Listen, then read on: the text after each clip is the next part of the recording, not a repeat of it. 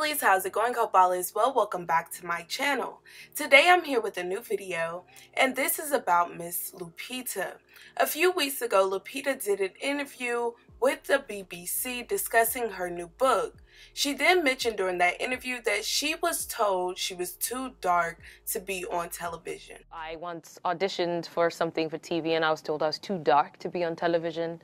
I had a younger sister that was born 5 years after me, and she was a lot lighter, and so she got called pretty and beautiful and all of that, and she was praised for the lightness of her skin in a way that I don't recall being praised for the darkness. Today I'm here to share some of the successful Black women in the industry who had similar stories.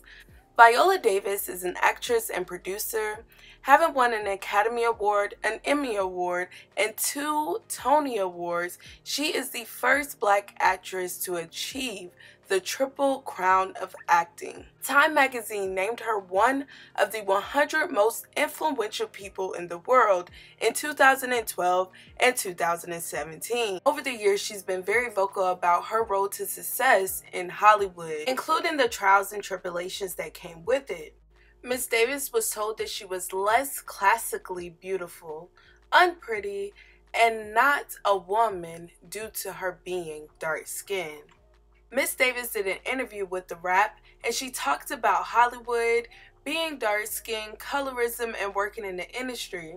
In this interview, she talked about women of color on screen, and she also said that in Hollywood, the paper bag test is still very much alive and kicking.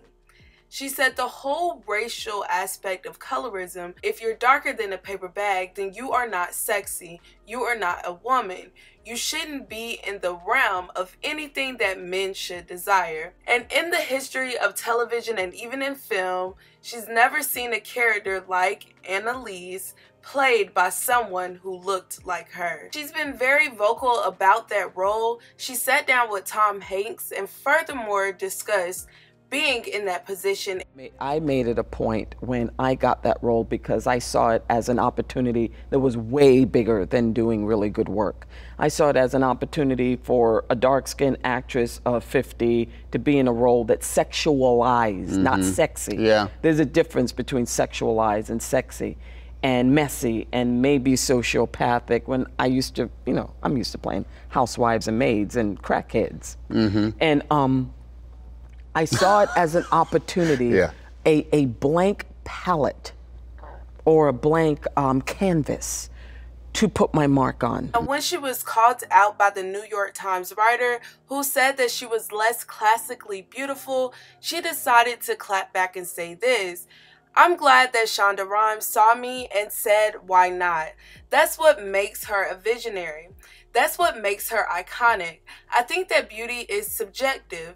I've heard that statement my entire life. Being a dark-skinned Black woman, you hear it from the womb. And classically not beautiful is a fancy term for saying ugly and denouncing you and erasing you. Now, it worked when I was younger. It no longer works for me now. It's about teaching a culture how to treat you, because at the end of the day, you defined you. Viola Davis' fight is bigger than what people fail to realize. She's not fighting to be called pretty, to be called gorgeous. She's quoted saying this: "Still you hold on to the feeling of, do people think I'm pretty? But pretty doesn't have a value. Pretty didn't serve me when I was grieving for my father when he passed away." Instead, she wants us to have a voice. She wants us to be able to be in the room and to be given those same opportunities. Something that people just need to say out loud, okay, is that you are invisible. Nobody sees you because you have access to nothing. People feel like you're the one who's caused your fate. That it's only the people who have the money, who have the swagger. When you don't have that, you're nobody. She also expressed the need for Black women to get paid what they deserve in the industry. Because a lot of the women who've stepped forward, and I stand in solidarity with them, okay? What they're getting paid, which is half of what a man is getting paid, well, we get probably 1/10 of what a Caucasian woman gets. And I'm #1 on the call sheet. And then I have to go in and I have to hustle for my worth. I have a career that's probably comparable to Meryl Streep, Julianne Moore, Sigourney Weaver. They all came out of Yale. They came out of Juilliard. They came out of NYU. They had the same path as me, and yet I am nowhere near them. Not as far as money, not as far as job opportunities, nowhere close to it. But I have to get on that phone and people say, "You're a black Meryl Streep." You are, and we love you. We love you.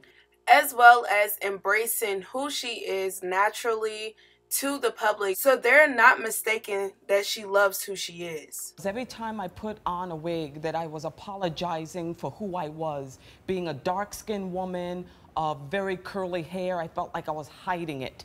And I felt like I was saying that, okay, my characters aren't very glamorous, but look at me, you know, see me, aren't I pretty? And I felt like I didn't want to do that anymore, and I felt that like the Oscars was a perfect time to do that, so I stepped into who I was. Naturi is a singer, songwriter, and actress. She is best known for being in the group 3LW, as well as being a part of the hit show Power on Stars. Naturi is very vocal when it comes to things that she went through throughout her journey in the entertainment business. She was once blackballed and allegedly told she was too dark to play certain characters. They'll say, you know what, we're looking for a black woman, but we want something ethnically ambiguous is what I've heard. Or, you know, they're looking for a specific look. And it's hard because you start to feel like, well, wait a minute, what's wrong with my features, my complexion, my body type?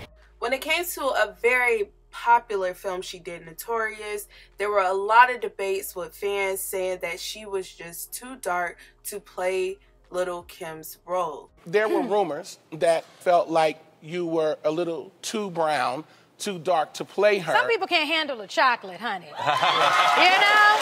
But yeah. So, what do you think about this whole skin debate in Hollywood? I mean, I feel like it's been ongoing, the issues within, especially people of color, you know, and colorism. It's a real thing. It's unfortunate. Even being an actress in Hollywood, I'm not going to deny it. It's real. And it hurts when it has affected me. You know, I was honored and proud and hoped that people enjoyed my portrayal of Little Kim, and that's all I wanted to do. Right. But all I can say is, you know, let's hope that we can appreciate each other's colors, our hues, our beauty, our uniqueness, because it doesn't matter. You know, I'm brown, you could be tan, you light, you caramel. I think it's all delicious, and we should celebrate our beauty. Absolutely. She did not let people get her down. She is still a part of one of the most successful shows on television right now as a lead actress, as well as being a part of My Black is Beautiful campaign, redefining black, which she expressed is her passion. You know, so many of us grew up with the idea of black is negative, it's something dirty or ugly. And there's actually a great video I posted on my Instagram at Naturi4Real where there's this little girl who's being chased by all these words, and they're negative words. When you think of blackness, it has been often linked to something bad.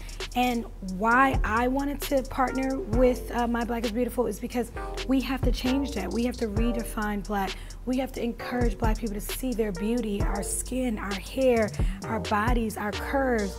And why can't blackness be defined as something amazing and beautiful and powerful?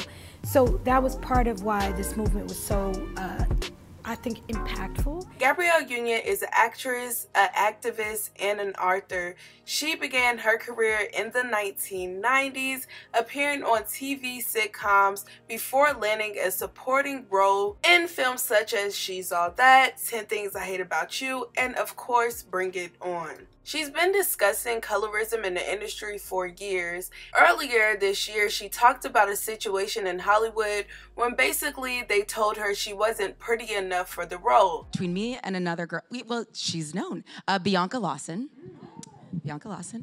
from Queen Sugar fame, who's lovely. And they said she ended up getting the job. And you know, my manager was like, you know, why? You know, is there anything that we can give her to work on for, you know, for the next gig? And they were like, no, Bianca's just prettier. She spoke out in a magazine in 2016 where she basically said that in Hollywood, being black is almost like being invisible. You're not seen and you're not allowed to have a voice. Today, she expressed herself more than anything. She does not hide her blackness. She talks about colorism. She talks about what she had to go through in Hollywood and throughout life, especially in her new book, We're Gonna Need More Wine. Ryan Destiny is a singer and an actress. She is known for being in a group called Love Dollhouse, which started in 2013. Now she is best known for her role in the Fox TV musical drama Star. Ryan Destiny too spoke out and said that she had struggled with getting roles because people felt as if, she couldn't bring in the money that other people of different complexions could bring in. The things that have affected me were the mass things, like me not getting chosen for a part because of that, or like I said, people literally not feeling like you'll sell because of your color, or you'll do as much as someone of another complexion can do. Just it's just so many things, and within the society, it's just always been that way. Well, yeah, I had this same kind of conversation with Brandy, who told me that they referred to her as an unconventional beauty. Ryan is now making sure that her voice is heard, so she is being an advocate when talking about colorism and speaking out to young girls that look like her and are inspired by her. Very evident and important to me to be a voice, to be a face, because you don't always see that. And I learned that I wasn't alone in that process at a young age, and it helped me realize how beautiful I am and how other girls should feel that same way. Now, Keke Palmer is an actress, singer, songwriter, and a TV personality. She is very vocal when it comes to colorism and especially how the industry treats Black women. Palmer did an interview with Essence, and this is what she said. Hollywood highlighted some barriers when it comes to colorism. Growing up, I didn't see many people of my complexion at the forefront or being shown as beautiful. I only saw one representation of beauty, and that was a Black person with a lighter complexion. I had all these questions as I got older. I realized there was a huge disconnect as far as corporate views of what beautiful is, and it was very odd, traditional, and based off of one kind of person's perspective. This is why little girls like me growing up wasn't beautiful to other people. This is a different time, and we are able to show that this is what the world looks like today. Still, there are magazines that won't put me on their cover. I think one of the things that kept Palmer grounded throughout her career was the fact that her parents were involved, and her mother told her that this is just something that you're going to go through within life and within the industry. I mean, I think the mind frame of knowing that other people may perceive you differently, or there may be certain connotations that come with that. The awareness of that is good to know, but you shouldn't let it affect you. I mean, I remember coming to California when I was 10, and casting director, literally a Black casting director, even said, okay, just another talented Black girl that can sing and dance. Wow. You know, what's important about that?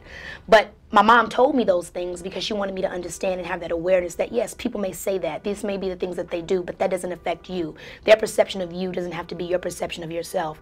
So despite, the things that Hollywood may or may not give to me or to someone else, I don't let that affect me. I create my own lane, my own vehicle for what I want to do and to send the message that I want to send. As of today, she is still very vocal. She still expresses herself, and she is now a co-host on a daytime talk show with ABC. Palmer also works with the Boys and Girls Club of America charity Cool to Be Smart program, speaking to kids about the importance of learning. Being told that you are too dark for the industry is nothing new, you guys. I did a video a while ago about the original Dream Girls. These ladies were called monkeys. They were talked about poorly, but they had one of the best Broadway shows back in that time. I've heard this ongoing rumor, I don't know if it's true or not, that with Dream Girls, the creators specifically wanted dark-skinned women in those 3 roles. Is that true? And people called us Dream Girls from the Planet of the Apes. So y'all can be mean. I know how mean y'all can be. Wow. And that was because we were dark skinned.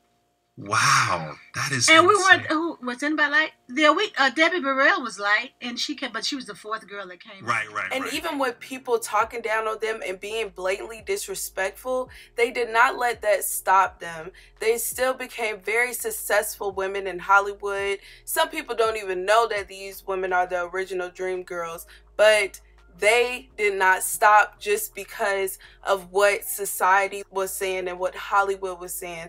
They kept it pushing, they kept going, just like all the other young ladies in this video. So just make sure you keep pushing, you keep going, and you do not let anybody tell you what you can do or what you should do. You decide on what you're going to do. Period.